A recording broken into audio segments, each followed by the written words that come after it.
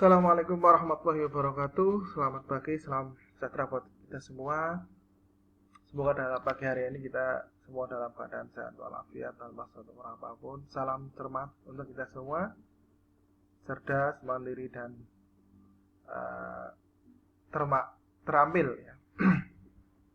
Pada pertemuan pertama ini kita akan bahas mengenai perbaikan kepala silinder dan kelengkapannya. Oke. Selanjutnya kompetensi dasar pemeliharaan mesin sepeda motor dengan materi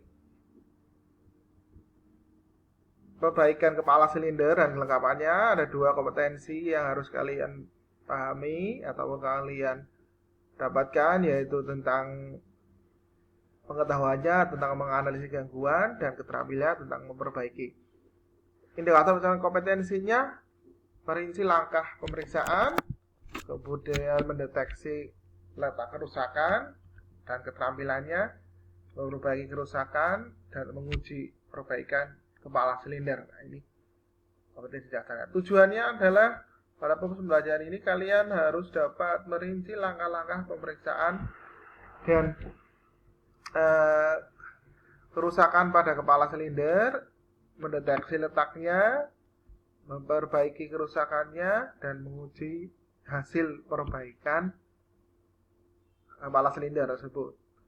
Kita langsung masuk saja pada materinya. Yang pertama adalah fungsi awan kepala silinder, ada konstruksinya, yang kedua diagnosanya, yang keempat pemeriksaan, bagaimana pemeriksaannya, dan yang kelima adalah pengujian kepala silinder. Yang berikutnya adalah tentang fungsi kepala silinder. Sudah kalian pahami tentunya di kelas 11 bahwa kepala silinder berfungsi sebagai tutup blok dan sebagai tempat dudukan dari ruang bakar. Ruang bakar ada di kepala silinder.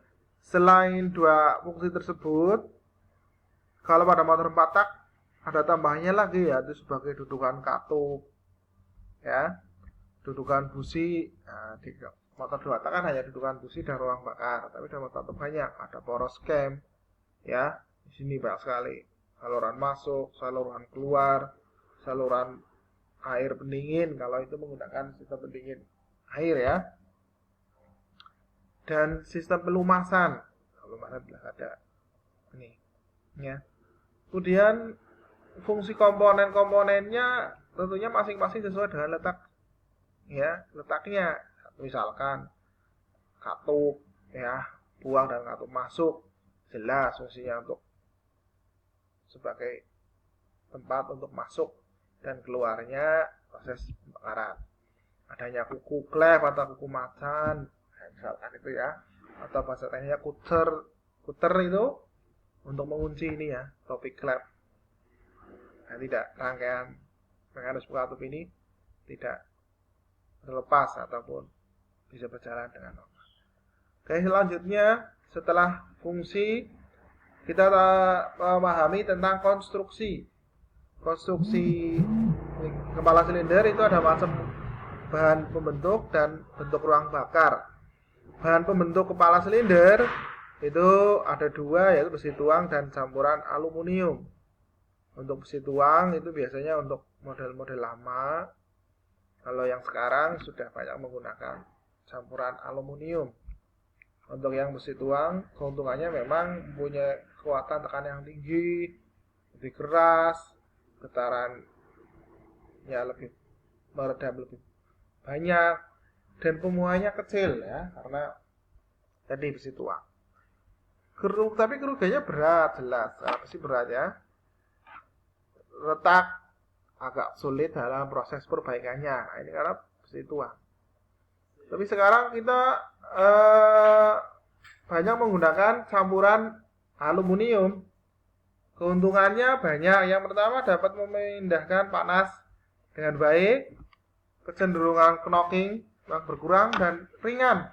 Nah, ini sangat ringan, maka banyak sekali. Tapi ada kekurangannya juga untuk kepala silinder yang terbuat dari aluminium, yaitu pemuahannya besar, keretakan packing kepala silinder, ya, Ini bisa apa? Bisa sering terjadi. Dudukan dan penghantar katup harus dibuat dari logam yang keras. Nah, ini karena aluminium mudah pecah, maka dudukan komponen-komponen yang bergerak itu harus dilapisi dengan komponen yang lain yang lebih keras sehingga lebih aman. Kemudian konstruksi yang lainnya yaitu tentang ruang bakar ya. Kepala silinder ruang bakar tentunya jenisnya tergantung dari jenis sepeda motor 4 tak atau 2 taknya. Kalau 4 tak biasanya ada ruang bakar jenis baji, nah ini setengah. Terus bentuk bak, nah ini kotak bentuknya. Kemudian ada ruang bakar untuk 2 katup, ini biasanya SOHC, untuk mekanisme SOHC, single overhead crankshaft. Dan bentuk 4 katup, ini biasanya untuk DHC ya, double overhead crankshaft. Kalau motor 2 tak, itu simple hanya bentuk setengah lingkaran, ada businya seperti itu aja. Oke, next kita lanjut ke diagnosa kerusakan kepala silinder dan kelengkapannya. Nah, ini pada kerusakan yang sering terjadi di kepala silinder yaitu overheating, yaitu adanya tekanan kompresi yang terlalu dingin ya, adanya sistem pendingin yang terganggu, sirip-sirip pendingin, air rusak kayak gitu. Saat pengapian terlalu awal atau terlalu maju, nah ini bisa terjadi overheating. Pemakaian bahan bakar yang terlalu irit atau terlalu hemat, nah ini juga overheating karena bahan bakarnya sedikit, ya kan, terlalu ngirit, massa tinggi, jadi overheating. Sistem pelumas yang terganggu, nah ini kepalanya juga bisa seperti itu, tidak naik ke atas, biasanya seperti itu saat pemasangan ada lubang. Ya, saluran oli tersumbat. Nah, itu menjadi overheating. Kemudian yang kedua adanya kebocoran oli, ya, ya, dengan banyaknya debu, ya, yang nempel di bagian kepala silinder. Contohnya di sini tutupnya ya. Kalau di sini ada debu, oh berarti di sini terjadi kebocoran, repak ataupun sistem pengencangannya yang kurang. Penyebabnya biasanya packing yang rusak, seal oli yang rusak, yang tidak rata atau melengkung ini ya. Kemudian adanya kebocoran kompresi, ya, kompresi pada kepala silinder. Ini bisa lihat daya motor yang kurang, ya, tenaganya kurang. Penyebabnya biasanya packing kepala silinder rusak, kepala silinder tidak rata, tidak rata melengkung. Maka saat kompresi bocor. Kebocoran exhaust manifold, saluran buang sini yang ke knalpot, sini ke karburator. Nah, itu bisa juga di sini bocor, ya, maka biasanya terjadi suara nyaring atau mendesis. Kemudian penyebabnya biasanya packing exhaust atau perpak, ya, knalpot ini kurang kenceng atau baunya yang kurang kenceng juga. Yang berikutnya adanya kebocoran air pendingin, ya. Kemudian adanya kerusakan katup dan kelengkapannya. Untuk yang kepala silinder, untuk yang pendingin ini khusus untuk yang pendingin air ya. Kalau yang udara seperti ini tidak ada rongga-rongga airnya. Tapi kalau pendingin air ada rongga-rongga cairan pendinginnya. Biasanya retak ya atau bocor. Kerusakan katup dan kelengkapannya ini juga sangat berpengaruh. Harusnya katup nutup, tetapi adanya kebocoran maka kompresi akan bocor gitu, seperti itu. Nah, ini ya akan adanya penurunan daya bahan bakarnya boros. Oke, selanjutnya pemeriksaan kondisi kepala silinder. Nah, setelah tadi kita tahu mendiagnosa kerusakannya apa saja, kemudian kita periksa. Pemeriksaannya untuk memeriksa contoh tadi, tahu kompresinya rendah bagaimana? Kita lakukan pemeriksaan kompresi, ya, dengan menggunakan alat kompresi tester. Langkahnya kita masukkan ke pembusi, ya, alat kompresi testernya, handle gas kita buka, kita selah beberapa saat sampai jarum alat ini tidak bergerak, sudah mentok. Nah, itu sudah paling akhir. Berarti tinggal kita baca berapa hasilnya. Kemudian yang kedua adalah pemeriksaan kerataan atau kebengkokan pembukaan kepala silinder ya. Ini tidak rata bisa menyebabkan kebocoran seperti tadi yang saya katakan di atas. Maka perlu pemeriksaan kerataan kepala silinder atau kebengkokan. Di sini cukup menggunakan Mr. Baja dan filler. Mr. Baja ada 4. Ini misalkan contoh ada 4. 1, 2, 3, 4 jalur proses pemeriksaan. 1 nanti masukkan fillernya. Kalau masuk berarti itu ada kebengkokan. Kalau tidak berarti tidak ada proses kebengkokan. Berapa hasil yang masuk? Misalkan 0,02, oh berarti 0,02 terjadi kebengkokan di situ. Oke. Kemudian yang ketiga adalah pemeriksaan kebocoran katup. Ya.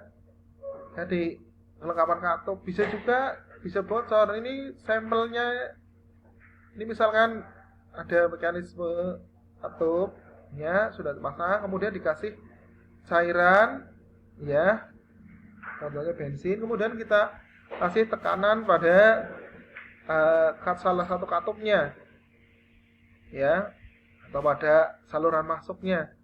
Nah ini terjadi kebocoran tidak? Ada buih-buihnya keluar? Ada. Kalau ada, oh berarti terjadi kebocoran seperti itu. Kemudian yang berikutnya pemeriksaan pada semua ulir baut kepala silinder. Nah, ini juga biasanya terjadi kurang kencang ataupun kendor ya, itu bisa juga ada di situ, maka perlu kita lakukan pemeriksaan. Ini biasanya karena tekanan atau proses pengencangan momen yang tidak tepat ya. Proses pengencangan ini pun baut dan ulir itu perlu memperhatikan. Di sini ada saluran olinya tidak? Kalau ada, biasanya ada ring tembaganya. Itu jangan sampai terbalik ya. Oke, selanjutnya setelah melakukan pemeriksaan, kita melakukan pengujian pemeriksaan yang telah kita lakukan tadi, mulai dari pengujian tekanan kompresi, ukuran kerataan pembukaan kepala silinder, melakukan pemeriksaan kebocoran katup ya, kemudian pemeriksaan mur dan baut kepala silinder. Itu perlu kita cek ya. Jadi proses pelakuan tersebut tentunya setelah melakukan proses pembongkaran dilakukan proses pemeriksaan. Maka langkah selanjutnya adalah kita melakukan proses perakitan sebelum melakukan proses pengujian. Yang pertama, lakukan perakitan kepala silinder dengan sesuai dengan langkah pembongkaran tadi. Kalau langkah kita bongkar yang pertama, berarti kita rakit itu yang terakhir seperti itu. Kemudian ganti packing dan seal oli yang rusak. Nah, ini tadi biar tidak terjadi proses kebocoran atau perembes, itu perlu diganti. Kencangan mur kepala silinder sesuai momen pengencangan. Kemudian yang berikutnya, sebelum menghidupkan motor, lakukan pemutaran poros engkol. Nah, ini untuk ngecek proses pemasangan sudah betul atau tidak ya. Bila sudah dirasa, lakukan percobaan menghidupkan sepeda motor. Oke. Kalau sudah kita pastikan sepeda motor hidup, maka kita perhatikan beberapa hal yang harus kita periksa, yaitu kondisi rem atas sambungan komponen, apakah terjadi kebocoran atau tidak ya. Setelah kita motor hidup normal, kita cek tadi beberapa saat ya, apakah ada yang langsung bocor atau tidak. Oh tidak ada. Kemudian yang kedua, suara mesin dari sisi kepala silinder, apakah ada suara abnormal atau tidak. Misalkan suara gelitik katup yang terlalu besar, nah itu berarti proses penyetelan katupnya yang tidak tepat ya. Suara knalpot yang mendesis, ada kebocoran, nah mungkin pengikatan knalpot dan exhaust itu tidak tepat, nah perlu kita kencangkan. Kemudian setelah hidup, kita pastikan sistem pelumas dapat mengalir dengan baik ke komponen di kepala silinder tidak. Makanya tadi, siapa tahu saat kita kencangkan ada lubang oli saluran kepala silinder yang tertutup, maka kita perlu buka setelah hidup. Kita matikan, kita lihat olinya naik tidak. Oh kalau naik, berarti semua proses perbaikan sudah berjalan dengan baik dan tidak ada lagi yang perlu dikhawatirkan, sehingga sepeda motor bisa digunakan sesuai dengan apa yang kita inginkan ya. Dan demikian